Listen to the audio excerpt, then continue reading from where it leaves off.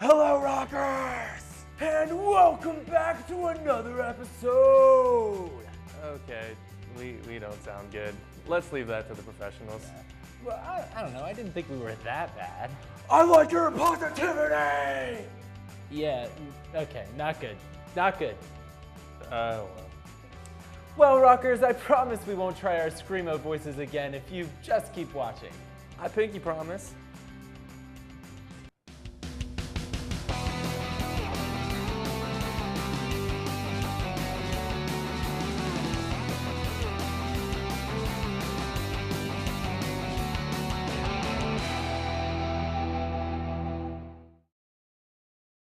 The French electronic music duo Justice is known for their incorporating strong rock and indie influence. Justice ends their 5-year silence with the release of Safe and Sound from their new album releasing on November 16th.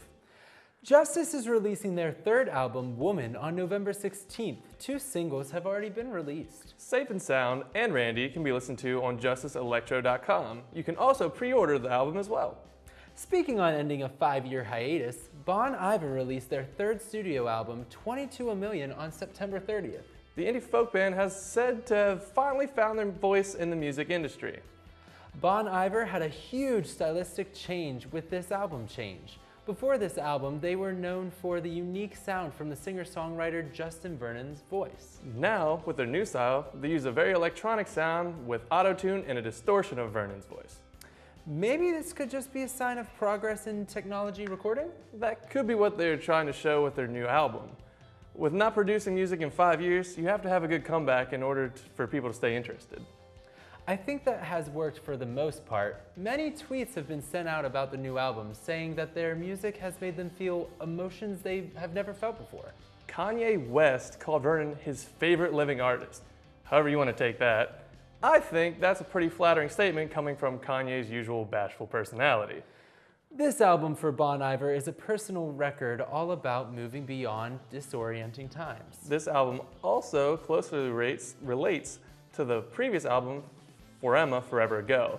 It was an experimental album using unusual vocals and lyrics to express heartbreak and loss, but 22 A Million focuses more on worries of existence. Needless to say, it's worth checking out if you want to hear a different sound and hear an expression of music that you haven't heard before. You could definitely say this is different. For sure. Moving on to different, Against Me, the punk rock band, has received significant media attention due to the lead singer, Laura Jane Grace, coming out as being transgender. The band released its 7th studio album, Shapeshift With Me, on September 16th. Laura used her experiences in her newfound life as being an openly trans person as inspiration for this album. The band's 6th studio album was released January 21st, 2014, and was completely around Laura Jane Grace's coming out. The album examines the issue of gender dysphoria, hence the album name Transgender Dysphoria Blues. We will now send this topic over to Max Knott for Music Mashup, where he will be discussing more on Against Me.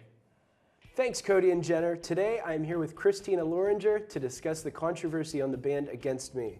The band has received criticism from longtime punk fans, even to the extent of slashing their tour van's tires, all because of Grace's life-changing decision and how it has affected their music. Christina, do you think fans are justified to be angry over this? No, I mean, slashing tires is a bad thing. Like, that's bad. I don't know why you would want to affect their tour just because you don't agree with her life choices, because she's transgender. So, I mean, it affected her music, yeah, a little bit, I would say, because I'm a longtime listener, so I know their old stuff and I know their new stuff. And yeah, there's a change, but she also changed, and that's what writers do. Mm-hmm. It's like singer-songwriters, they write basing on their moods and how their life is going. How they're feeling, what they're going Yeah. through, and that's definitely a life-changing thing. Yeah. And call me old-fashioned, but if I don't like something, I'm not gonna go to it. I'm just not gonna listen to exactly. it. Just don't listen to it. Yeah. Jeez. So fans have been accusing them of selling out, and do you think that's actually the case? I know what you're gonna say, so maybe expand a little bit on how you feel about that.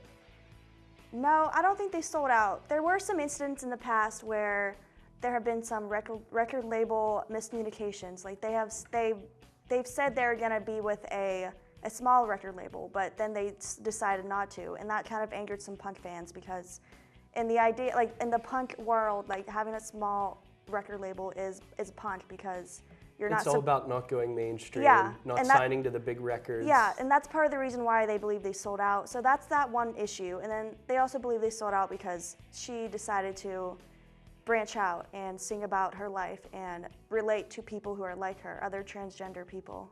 And punk's a category of music where the fans really want you to stay to your roots. Absolutely. And if anything changes or your music changes, punk fans are usually not happy with that. Oh yeah. So do you think with these changes in songwriting and the changes in her life, do you think they still have the same type of audience, or it's a different group now? Do you think they lost people, or there might be a more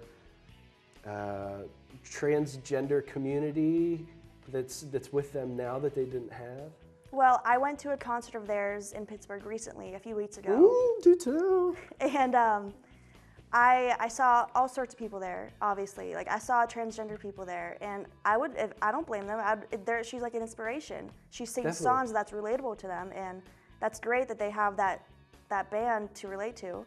And then I still, like, when they started playing, the mosh pit formed, and people started pushing each other, and all the original punk fans, like, they all went nuts, as always. So I think that they brought in a new audience, but they also kept the old punks going. Yeah, instead they diversified. Yeah. And it's great that the band has that group of fans that will not only accept the band's changes, but also the fans that are coming to it. Yeah.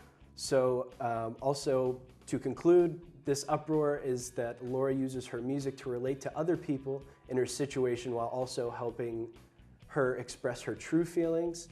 This isn't her selling out to her roots. And it's funny enough, in older albums, there were signs in her songwriting, him at the time, there was songwriting that even the bandmates were saying, Yeah. what do you mean you wanted to be born a woman? Is that Yeah, metaphorical? There's and so no, many it's hints. quite literally. Like, all throughout all the albums, you can hear subtle hints.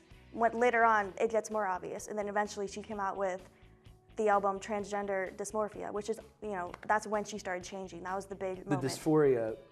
Dysphoria Blues, Yeah. which was the one right before their new album. Yes, they it just was. Yes, had. Yeah. So talk about being honest and really coming from the heart. absolutely. So to conclude, slashing tires isn't the best way to react to this. Like any other band in the music industry, their sound and their attitudes and their opinions change over time. I think that's a good thing. Yeah. So thank you, Christina, for coming on to talk with me today. Back to you, boys. On November 15th, Laura will be releasing her autobiography titled Tranny, Confessions of Punk Rock's Most Infamous Anarchist Sellout. In this book, she explains what it's like to be a trans person in the punk scene and how it has affected her life. The video of the night comes from All Dinosaurs. All Dinosaurs formed December 1st, 2008. They are known for their thrash punk genre and loud, fast, heavy rock and roll. Dave, Bo, Jeremy, and Mike share the same hometown of Cleveland, Ohio, and that's where they reside today. Enjoy All Dinosaurs with their song Tightrope.